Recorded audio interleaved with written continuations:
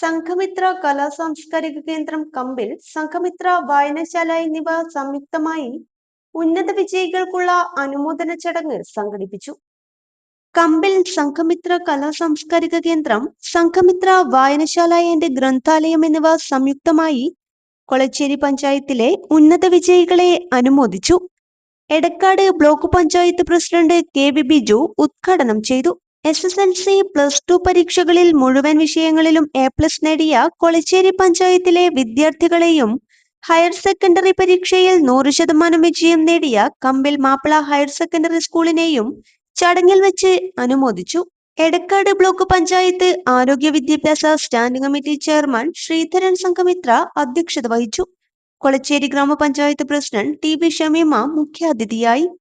K Ramakrishnan master, Kambil Mappila higher secondary school principal K Rajesh master, M Damodaran, A Krishnan, P Santhosh എന്നിവർ സംസാരിച്ചു.